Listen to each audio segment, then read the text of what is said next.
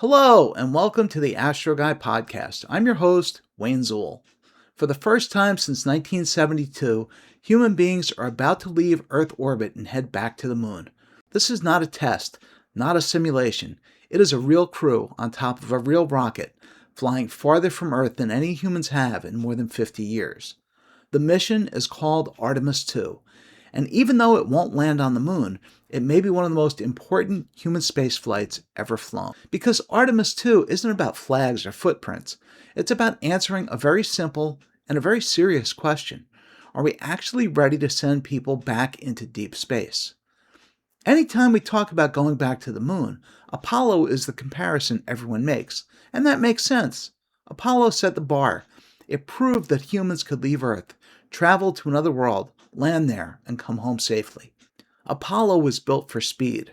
From Kennedy's announcement in 1961, "We choose to go to the moon in this decade and do the other things, not because they are easy, but because they are hard. Because that goal will serve to organize and measure the best of our energies and skills. Because that challenge is one that we're willing to accept, one we are unwilling to postpone, and one we intend to win." To the first landing in 1969, the program moved at a breakneck pace. The goal was clear and narrow: beat the Soviets to the moon, plant the flag, and demonstrate technological superiority. But Artemis, and Artemis II in particular, is a very different kind of mission. Artemis isn't racing anyone. Instead of a sprint, it's designed as a long-term project to establish a sustained human presence beyond Earth orbit. That difference shows up everywhere, from the hardware to the mission planning. Take the spacecraft. Apollo astronauts flew in a command module that was revolutionary for its time, but extremely limited by today's standards. Computing power was measured in kilobytes. Navigation required constant updates from Earth. Orion, by contrast, is built to operate far more independently. It has vastly greater computing power, more autonomous navigation, modern life support systems, and a heat shield designed to withstand intense return velocities.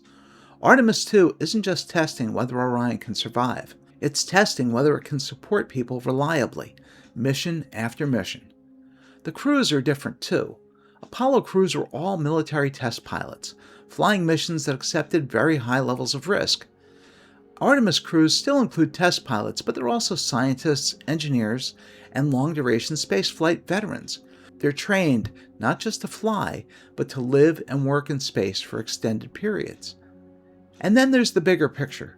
Apollo missions were national efforts: American rockets, American spacecraft, American crews. Artemis is international by design, with astronauts from partner nations, contributions from space agencies around the world, and long-term plans that include the Gateway and more. The moon hasn't changed since Apollo, but our reasons for going back have. This is the first crewed mission of the NASA Artemis program, and the first time the Orion spacecraft will carry people beyond Earth orbit. The mission will loop around the moon and return home at lunar return speeds, putting every major system to the test: life support, navigation, communication, radiation protection, and of course, heat shielding, all with a crew on board. In many ways, Artemis II is a dress rehearsal. If it succeeds, it clears the path to Artemis III and a return to the lunar surface. If it doesn't, everything pauses, because there's no skipping this step.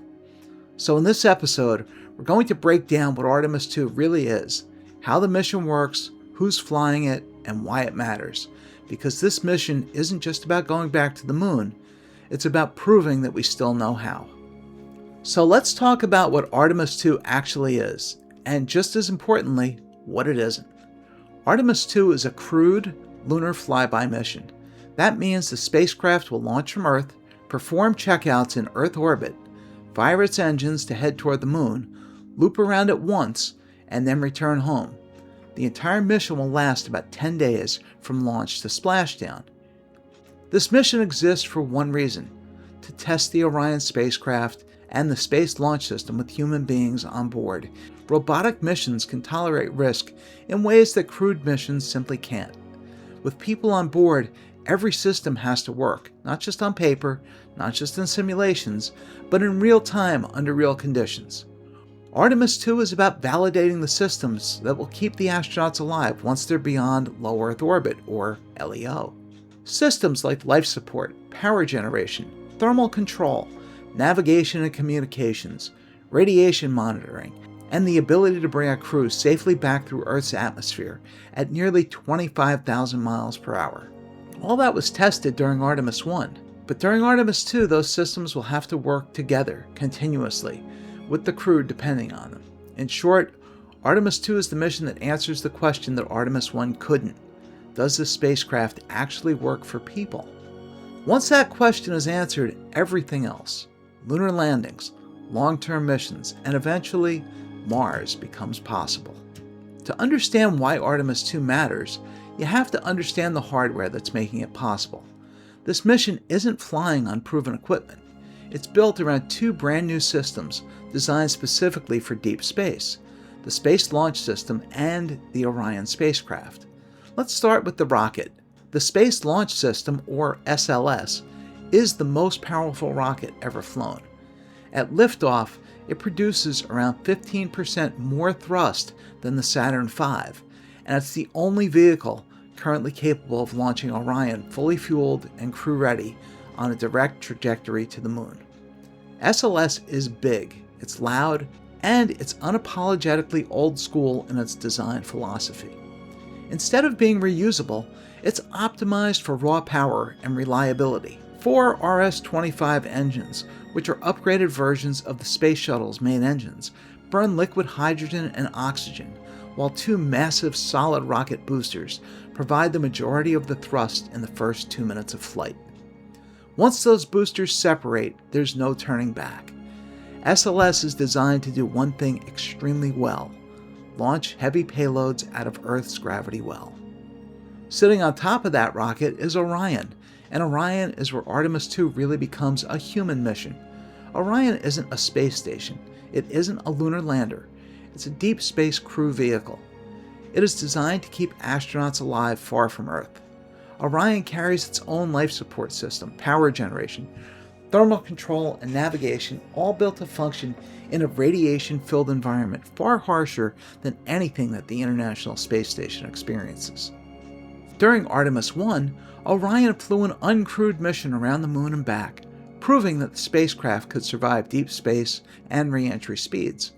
Artemis II is going to build on that success.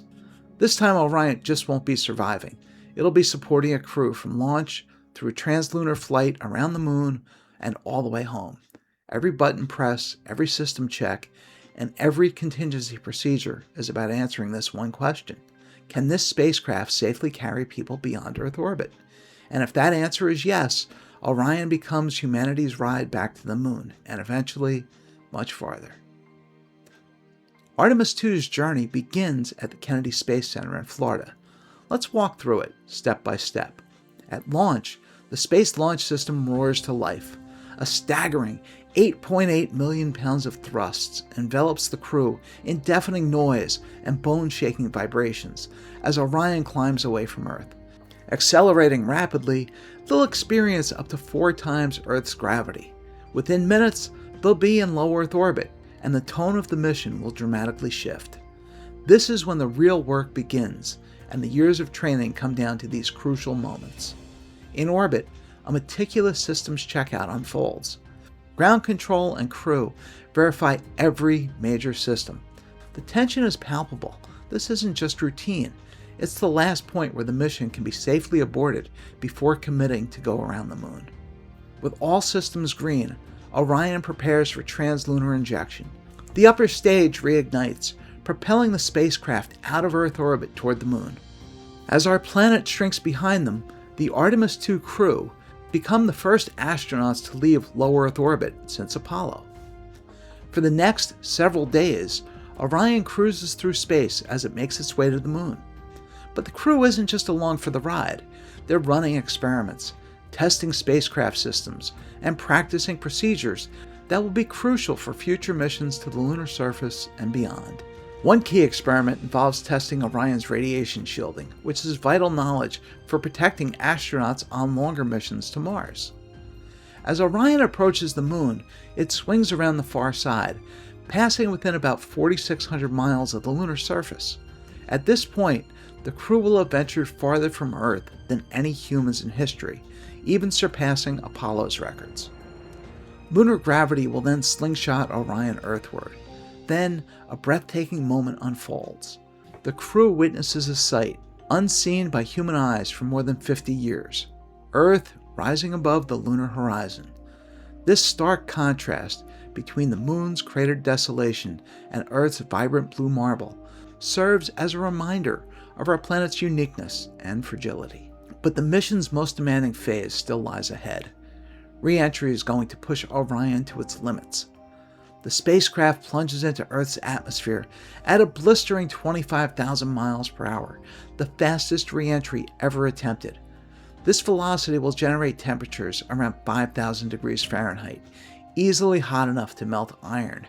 The heat shield must perform flawlessly to bring the crew home safely. If all goes as planned, Orion will briefly lose communication during the plasma buildup. Then, the parachutes will deploy, guiding the capsule to a gentle Pacific Ocean splashdown.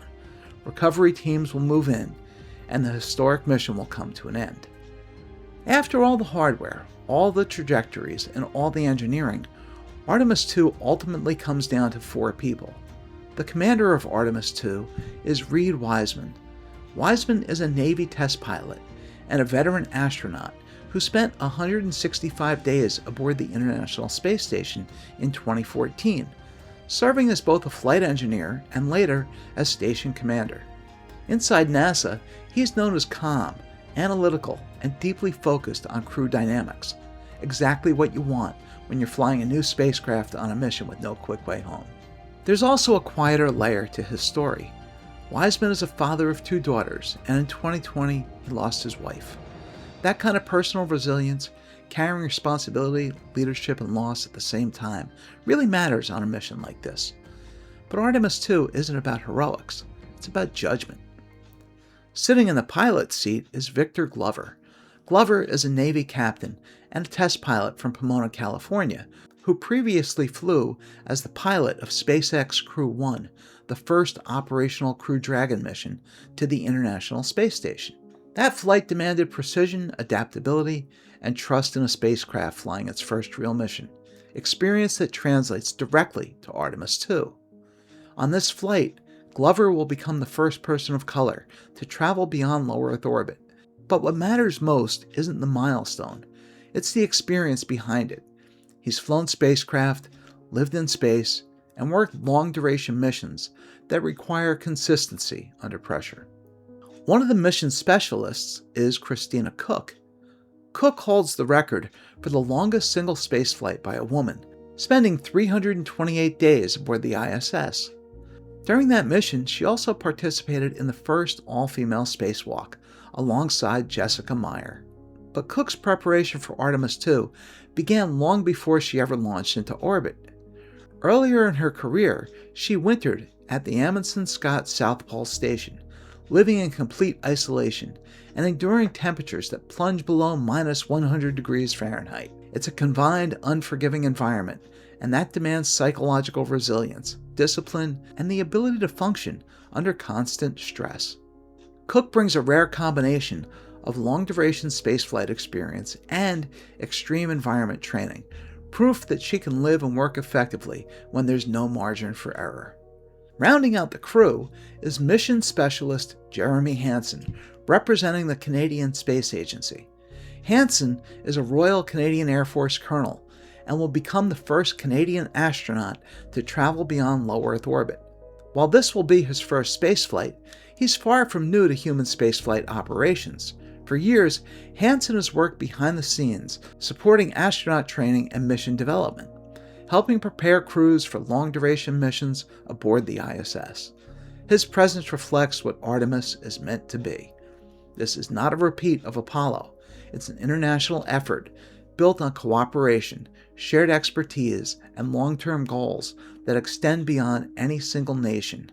On Artemis II, Hansen represents both Canada's contribution and the broader idea that humanity's next steps into deep space must be taken together.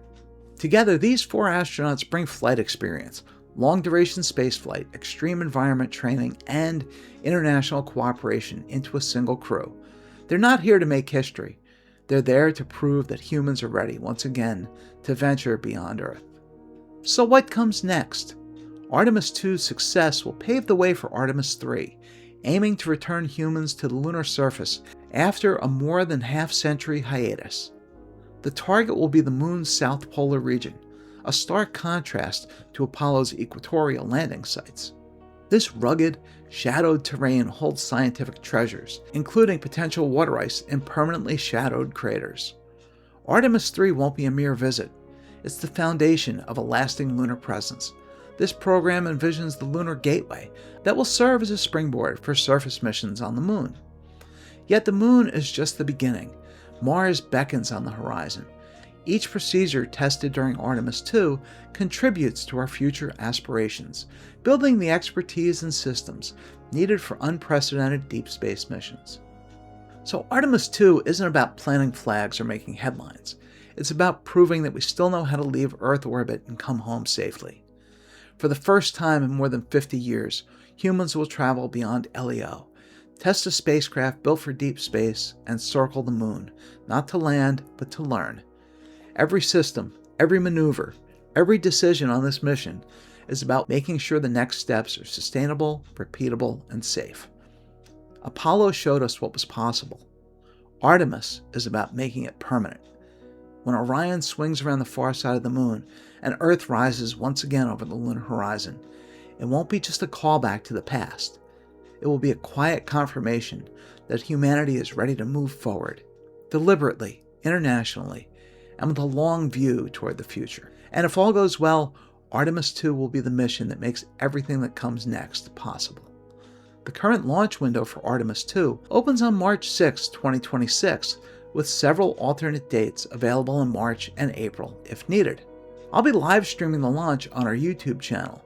If you'd like to join in for the live commentary, check the channel or our Facebook group for scheduling updates. Thank you so much for joining us on this exploration into Artemis II. If you enjoyed the episode, please consider subscribing, leaving a review, or sharing it with an interested friend. If you've got questions, feedback, or ideas for future episodes, I'd love to hear from you. You can email me at astroguypodcast@gmail.com or send a text or a voicemail to 973-404-0380. If you'd like to buy us a cup of coffee, we'd appreciate it, as all the money goes to producing these episodes. I'll leave a link in the show notes if you'd like to donate. Until next time, may your skies be clear, and as always, carpe noctem. Seize the night.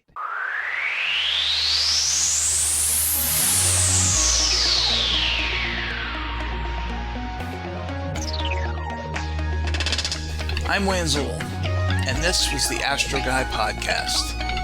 Thank you for listening. As always, your questions, comments, and suggestions are welcome. Keep wondering. Keep your eyes on the sky. Have fun. Carpe noctem. Seize the night.